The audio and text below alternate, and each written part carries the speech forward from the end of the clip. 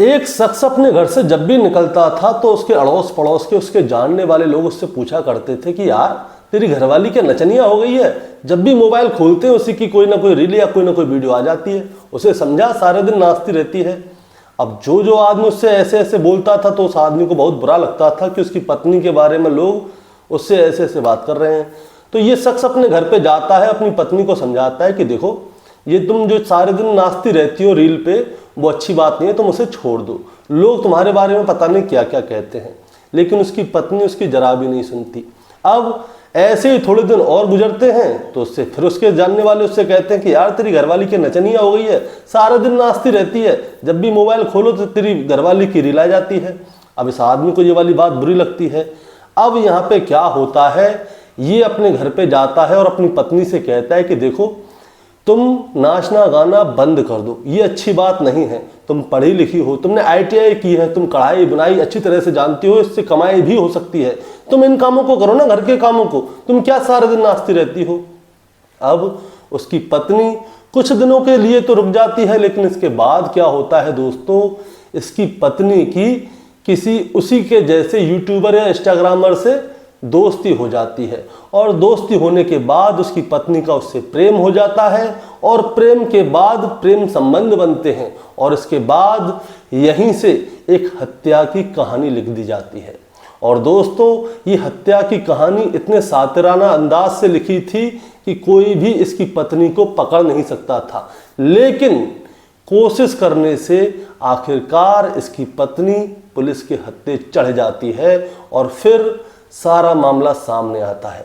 दोस्तों आज की कहानी इसी की पत्नी के ऊपर है, जो कि एक यूट्यूबर है, इंस्टाग्राम पे रील बनाती है और इसने किस सातिराना अंदाज से अपने पति की हत्या की थी उसके ऊपर है। तो दोस्तों कहानी शुरू करूंगा उससे पहले मैं बस आपसे यही कहना चाहूँगा कि अगर आप मेरे चैनल पे नए हैं तो चैनल को जल्दी से सब्सक्राइब कर दीजिएगा, ताकि रोजाना शाम को 8 बजे मैं आपके लिए एक सच्ची घटना की कहानी लेकर आ सकूँ। नमस्कार दोस्तों, मैं गौरव शर्मा और आप देख रहे हैं गौरव शर्मा सफर। दोस्तों आज की जो सच्ची घटना मैं आपको सुनाने जा रहा हूं, ये सच्ची घटना शुरू होती है हरियाणा के भिवानी जिले से। दरअसल 29 मार्च 2025 को पुलिस की तरफ से एक फोटो बहुत ही स्पीड से वायरल किया जा रहा होता है। दरअसल होता क्या है, उस फोटो में एक लाश होती है जो कि पूरी तरह से सड़ी गली होती है, लेकिन उस लाश के हाथ पे एक नाम लिखा होता है और वो नाम होता है प्रवीण। अब पुलिस की तरफ से ये सोचती कि जल्दी से जल्दी अगर कहीं पे कोई प्रवीण नाम का आदमी है वो खो गया है तो उसके परिवार वाले इसके पास आए, उनकी लाश को लेके चले जाएं, क्योंकि ये जो लाश है वो एक नाले में से मिली थी। अब पुलिस ने क्या किया है, उस लाश को नाले में से निकाल लिया है। उसे देखकर ऐसा लग रहा था कि मानो ये जो आदमी है इस नाले में गिर गया है, गिरने की वजह से डूब गया है और बाद में जब इसकी लाश फूली है तो ऊपर आई है। अब पुलिस ने ये फोटो तो वायरल कर दिया और दूसरी तरफ जो ये लाश है इसको पोस्टमार्टम के लिए भेज दिया। अब दोस्तों होता क्या है, इसके अगले दिन ही भिवानी के पुराने बस स्टैंड के पास रहने वाले संदीप और उसके पिता सुभाष पुलिस के पास जाते हैं और वो जाके बताते हैं कि उनका एक बेटा है जिसका नाम है प्रवीण, जिसकी उम्र है 35 साल, उसका एक 6 साल का बेटा है मोहित और उसकी एक पत्नी है जिसका नाम है रवीना। उनका बेटा जो है कई दिनों से गायब है घर से, लेकिन जब हमने देखा फोटो तो फोटो में हमें उसका हाथ दिखा और हाथ पे प्रवीण लिखा हुआ दिखा है, इसीलिए हमें लगता है कि शायद जो लाश आपको मिली है वो हमारे बेटे प्रवीण की ही है।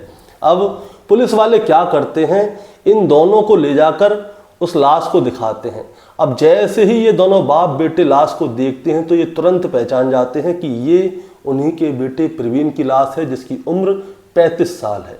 दरअसल दोस्तों ये लोग पहचाने कैसे थे, क्योंकि ये लाश तो पूरी सड़ गल गई थी, लेकिन जो कपड़े पहने हुए थे, उसकी हाइट, उसके चेहरे की बनावट, इन सारी चीज़ों से वो साफ साफ लग रहा था कि वो इन्हीं का बेटा प्रवीण है। और मेन बात ये थी कि उसके हाथ पे प्रवीण लिखा हुआ था।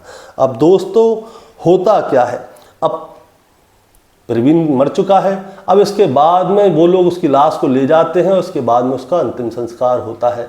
लेकिन परिवार वाले इस चीज़ को सोचकर मजबूर थे कि आखिर उनका बेटा यहाँ से 6 किलोमीटर दूर, यानी कि इनके घर से 6 किलोमीटर दूर उस नाले में गिरा तो गिरा कैसे। पुलिस ने इस केस को ऐसे ही बंद कर दिया था, लेकिन घर वाले मानते नहीं हैं। वो लोग क्या करते हैं, वो उनके घर से लेके जहां पे प्रवीण की लाश पाई थी वहां के सारे सीसीटीवी कैमरों की फुटेज चेक करने लगते हैं कि 25-26 मार्च की रात को प्रवीण गायब हुआ था। अब ये लोग क्या करते हैं, जितने भी सीसीटीवी कैमरे इनको दिखते हैं उन सभी जगह पे जाते हैं और सीसीटीवी कैमरा देखते हैं। लेकिन अचानक से क्या होता है दोस्तों, ये एक ऐसे सीसीटीवी कैमरे की फुटेज देख लेते हैं जिसे देखकर इनके पैरों के नीचे से जमीन खिसक जाती है। होता क्या है, 25-26 मार्च की रात, यानी 25 और 26 मार्च की रात लगभग 12:55 का एक वीडियो आता है इनके सामने। और उस वीडियो में क्या होता है, एक मोटरसाइकिल होती है जिस पे एक शख्स आगे बैठा हुआ होता है, बीच में एक और शख्स होता है जो कि चादर में लपेटा हुआ होता है और पीछे एक महिला बैठी हुई होती है। अब ये लोग क्या करते हैं, इस वीडियो को कई बार घुमा घुमा के देखते हैं कि ये महिला कौन है, और तब इनको दिखता है कि वो महिला इन्हीं के बेटे प्रवीण की पत्नी रवीना थी। अब जैसे ही इनके परिवार वालों को ये वाली चीज दिखती है कि ये तो रवीना है, और इसके सामने एक शख्स बैठा हुआ मोटरसाइकिल जो चला रहा है, और बीच में भी कोई बैठा है जो कि चादर में लपेटा हुआ है। अब जैसे ही प्रवीण के परिवार के लोग ये वाली चीज देखते हैं तो वो तुरंत इस वीडियो को ले जाकर, जो सीसीटीवी फुटेज थी उसे ले जाकर पुलिस को दे देते हैं और उनसे कहते हैं कि रवीना से जाकर आप पूछताछ कीजिए, हो ना हो इसके मर्डर में रवीना का ही हाथ है। दोस्तों, मैं आपको बताना चाहता हूं इनके परिवार वालों ने सीसीटीवी की फुटेज क्यों देखी थी। दरअसल जब लाश मिली थी तो उस समय पोस्टमार्टम के लिए भी लाश गई थी। पुलिस को शुरुआत में लग रहा था कि ये नाले में गिर के मरा है, डूब के मरा है, लेकिन ऐसा नहीं था। जो प्रवीण मरा था वो गला घोटने की वजह से मरा था, उसका दम घुटा था, उसका गला जोर से भींचा गया था, इसकी वजह से उसकी मौत हुई थी। अब प्रवीण के परिवार के लोग कहते हैं कि आप पुलिस से कहते हैं कि आप ऐसा कीजिए, रवीना से पूछताछ कीजिए, उसे जरूर कुछ ना कुछ मालूम है। अब रवीना को हिरासत में लेने में दोस्तों पुलिस वालों को कई दिन लग गए और आखिरकार 11 अप्रैल 2025 को रवीना को हिरासत में ले लिया जाता है और उसके बाद फिर रवीना से पूछताछ होती है और इसके बाद रवीना शुरू से लेकर आखिर तक की कहानी सुना देती है। और वो क्या बताती है दोस्तों, मैं आपको बताना चाहूँगा। रवीना जो है रेवाड़ी के रेवाड़ी में कोसली तहसील है और वहीं का एक गांव है जुड़ी, वहां की रहने वाली है। 10वीं तक की इसने पढ़ाई की थी। 2015 में इसकी प्रवीण से शादी हो जाती है। उसके बाद इसका एक बच्चा होता है और फिर ये वहीं से अपने ससुराल में रह के 12वीं की पढ़ाई करती है और उसके बाद ITI भी करती है, जिसमें कि कढ़ाई बुनाई सिलाई सारी चीज़ें होती हैं। जीवन बहुत अच्छा चल रहा होता है, कोई दिक्कत नहीं थी। लेकिन दोस्तों होता क्या है, समय गुजरने लगता है और ये बात है जनवरी 2024 की। जनवरी 2024 में क्या होता है, ये एक आध रील बना देती है और जब ये रील बना देती है तो इससे आके कोई कहता है कि आप रील तो बहुत अच्छी बनाती हैं, आप देखने में भी सुंदर हैं, आप लिपसिंग भी इतनी अच्छी करती हैं, तो क्यों ना आप ऐसा करो कि रील बनाया करो। रील बनाएंगी, वीडियो बनाएंगी तो इससे बहुत अच्छी खासी आमदनी हो जाएगी और इससे कमाई भी बहुत अच्छी हो रही है, हो सकता है फेमस हो जाए, किसी फिल्म में आ जाए, सीरियल में आ जाए। अब ये वाली बात जैसे ही रवीना सुनती है तो बड़ी खुश हो जाती है। तो इसके बाद वो क्या करती है, रील बनाना शुरू कर देती है और रील ज़्यादातर ये इंस्टाग्राम के लिए बनाती है। और जब ये रील बनाना शुरू करती है तो इसके फॉलोअर धीरे धीरे धीरे करके बढ़ते जाते हैं और जब इसके फॉलोअर बढ़ते जाते हैं तो आसपास का जितने एरिया होता है वहाँ पे रवीना के फॉलोअर्स होते हैं और जब रवीना के फॉलोअर्स आसपास के एरिया में भी होते हैं तो दोस्तों इससे रवीना को साइड इफ़ेक्ट भी मिलना शुरू हो जाते हैं। रील बना के, वीडियो बना के, यूट्यूब पे बना के उसकी कमाई तो अच्छी होती है, लेकिन इसके साथ साथ क्या होता है, इसका जो पति है प्रवीण वो एक ऑटो ड्राइवर होता है और ऑटो ड्राइवर जब वो अपने घर से निकलता था तो उसके यार दोस्त उससे पूछते थे, यार प्रवीण तेरी पत्नी क्या कोई नचनिया बन गई है, वो सारे दिन यूट्यूब पे वीडियो पे नाचती रहती है, इंस्टाग्राम खोलो तो नाचती हुई दिखेगी, यूट्यूब खोलो तो नाचती हुई दिखेगी, सारे दिन नाचती रहती है। अब ये वाली बात जो है प्रवीण को बहुत ज़्यादा बुरी लग जाती है कि लोग उसकी पत्नी के बारे में क्या बोल रहे हैं, लोग उसकी पत्नी को नचनिया बोल रहे हैं। इसीलिए क्या होता है दोस्तों, प्रवीण जो है अपनी पत्नी से मना करता है।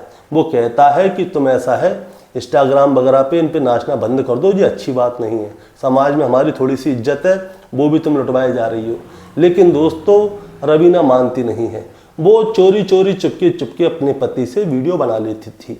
अब वीडियो बना लेती थी लेकिन वो मानती नहीं थी। अब इसीलिए क्या होता है, जो प्रवीण है वो हो जाता है रवीना से नाराज।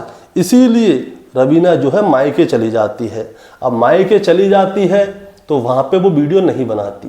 अब इसी बीच में क्या होता है, जो रवीना है उसकी दोस्ती जो है राघव से हो जाती है, सुरेश राघव से हो जाती है। इसका नाम था सुरेश राघव। ये भी इंस्टाग्राम और यूट्यूब पे वीडियो बनाया करता था और ये अपने आप को हीरो समझता था। अब ये सुरेश राघव कौन है, इसके बारे में मैं आपको पहले पूरी डिटेल देता हूँ।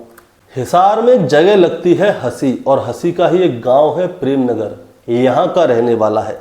इसने 12वीं तक की पढ़ाई की है और सुरेश जो है अपने आप को यूट्यूबर बताता है, अपने आप को इन्फ्लुएंसर बताता है। अब मैं आपको बताना चाहूँगा, सुरेश के जो पिताजी हैं वो रेलवे में काम करते हैं, इसीलिए बीच में उन्होंने सोचा कि वो सुरेश को भी अपने साथ में रेलवे में लगा लेंगे, इसीलिए वो उसे प्राइवेट में रेलवे में लगवा देते हैं। लेकिन ये वहाँ पे सिर्फ 2 साल तक काम करता है, उसके बाद ये काम छोड़ देता है। 2016 में सुरेश की शादी हो जाती है और शादी के बाद इसके 2 बच्चे होते हैं, एक बेटा होता है, दूसरी बेटी होती है। सुरेश की 5 बहनें होती हैं और इकलौता भाई सुरेश है, और ये बहुत ही ज़्यादा लाड़ प्यार में पड़ा हुआ था। ये क्या करता है, सारे दिन रील बनाता रहता है, ये घूमता फिरता है, अपने परिवार वालों से कहता है कि मैं दुबई घूम के आया हूँ, मैं इन्फ्लुएंसर हूँ, लेकिन अपने घर में अपनी पत्नी और अपने बच्चों के लिए ये 1 रुपया नहीं देता था। इसकी पत्नी और इसके बच्चे जो हैं इससे परेशान हो जाते हैं। अब सुरेश की तो कहानी रही इधर, और इधर आ जाते हैं हम रवीना पे। रवीना जो है अपने पति के कहने की वजह से रील बनाना कर देती है बंद, और जब रवीना की रील आनी बंद हो जाती हैं तो सुरेश जो है रवीना से संपर्क साधता है, और संपर्क साधता है तो उससे पूछता है कि आपकी रील आना कैसे बंद हो गई। तो रवीना बताती है कि मेरे पति को मेरा रील बनाना पसंद नहीं है, इसीलिए वो मेरे को डांटते हैं, फटकारते हैं। लेकिन सुरेश कहता है कि आप रील बनाना बंद मत कीजिए, आप इतनी खूबसूरत हैं, आपकी रील इतनी अच्छी आती हैं, लोग आपको फॉलो करते हैं, आपको लाइक करते हैं, और आपने रील बनाना बंद कर दिया। अब इसके बाद क्या होता है दोस्तों, रवीना चुपके चुपके से रील बनाना शुरू कर देती है और वो सुरेश के साथ डुएट करती है, और उसकी सुरेश के साथ हो जाती है दोस्ती।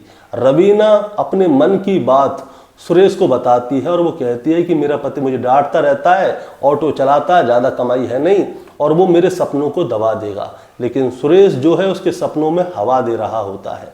अब हवा देते देते क्या होता है दोस्तों, रवीना और सुरेश की हो जाती है दोस्ती, और दोस्ती के बाद प्रेम, और प्रेम के बाद शारीरिक संबंध बनना शुरू हो जाता है। अब मैं आपको बताता हूँ, 23 मार्च 2025 का दिन था दोस्तों।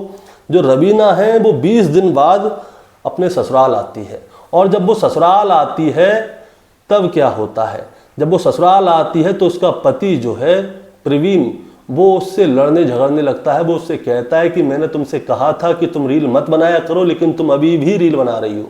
अब इसके बाद में इन दोनों के बीच में हो जाता है झगड़ा। अब दोस्तों मैं अब आपको प्रवीण के घर की स्थिति बताना चाहता हूँ कि उसके घर की स्थिति क्या है। प्रवीण के जो पिताजी हैं वो एक हलवाई हैं, वो ज़्यादातर घर से बाहर रहते हैं। प्रवीण ऊपर वाले पोर्शन में रहता है घर के में, और उसके नीचे वाले पोर्शन में उसका भाई रहता है जो कि ज़्यादातर बाहर रहता है, जहाँ पे जॉब करता है, और उसकी पत्नी नीचे रहती है। ऊपर वाले पोर्शन में प्रवीण रहता है, उसकी पत्नी रहती है, उसका बेटा रहता है, और ऊपर वाले पोर्शन में जाने के लिए बाहर से ही रास्ता है, ये नहीं कि अंदर से रास्ता हो, कि अगर प्रवीण को आना हो या रवीना को आना हो तो बाहर से चली जाएगी, और नीचे वाले को किसी को कोई पता भी नहीं चलेगा। और प्रवीण का एक और भाई है जो कि अपनी परिवार को लेके इनसे अलग रहता है, दूर रहता है, जहाँ पे वो काम करता है। अब दोस्तों होता क्या है, जब 23 मार्च 2025 को प्रवीण और रवीना की लड़ाई होती है तो इसके बाद वो लड़ झगड़ के फिर से अपने घर पे चली जाती है, और वो सुरेश को फ़ोन करके बताती है कि अब बहुत ज़्यादा हो गया, अब मैं नहीं चाहती प्रवीण के साथ रहना, इसीलिए मैं चाहती हूँ कि हम दोनों मिलके प्रवीण को रास्ते से हटा दें।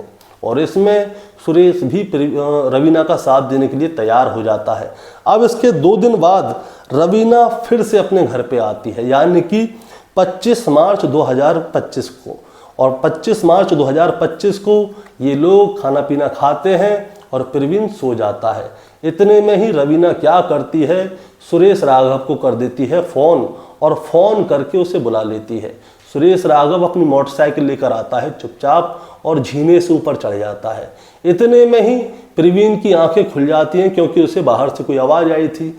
लेकिन दोस्तों रवीना और सुरेश ने एक प्लानिंग करके रखी थी। प्लानिंग ये थी कि वो उसको गला घोट के मारेंगे। इतने में ही रवीना प्रवीण अपने पति प्रवीण के गले में अपना दुपट्टा डाल देती है और इधर से आ जाता है सुरेश, और ये दोनों तब तक उसका गला दाबते हैं जब तक कि वो मर ना जाए। अब इसके बाद क्या होता है दोस्तों, इसके बाद ये दोनों मिलके प्रवीण को जो बेड पे चादर बिछा होता है उसमें ही लपेट लेते हैं। और उसमें लपेटने के बाद रवीना बाहर आके देखती है कि रोड पे कोई है तो नहीं, गली में कोई है तो नहीं।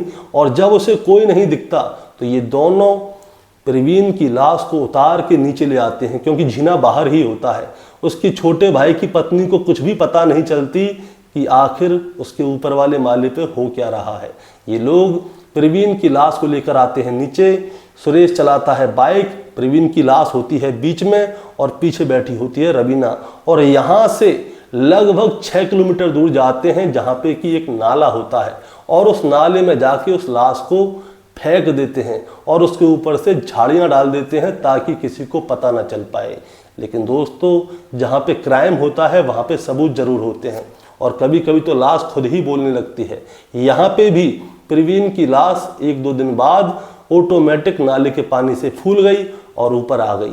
रवीना सोच रही थी कि वो पकड़ी नहीं जाएगी, लेकिन दोस्तों प्रवीण की लाश ने खुद अपने मुंह से अपना नाम बताया था, क्योंकि पूरी लाश सड़ गल गई थी, वो फूल गई थी पानी से, लेकिन प्रवीण के हाथ पे प्रवीण नाम लिखा हुआ था, जिसकी वजह से प्रवीण के परिवार वालों ने प्रवीण की लाश को पहचान लिया।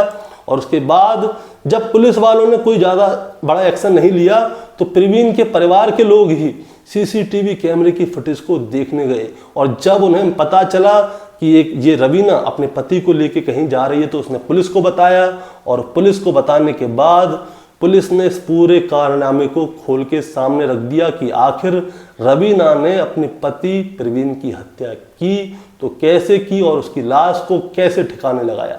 दोस्तों अब रवीना और सुरेश ये दोनों चले गए हैं जेल।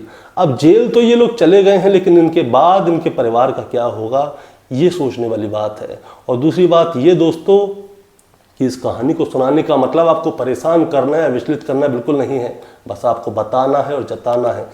रवीना रील बनाने के लिए इतनी अंधी हो गई थी कि उसने अपने पति की हत्या कर दी।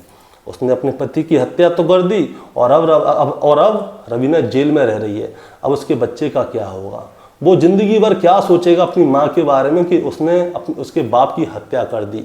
उसका एक बेटा है जो अब दादा दादी के पास या चाचा चाचू से पालेंगे, अनाथों जैसी जिंदगी हो गई।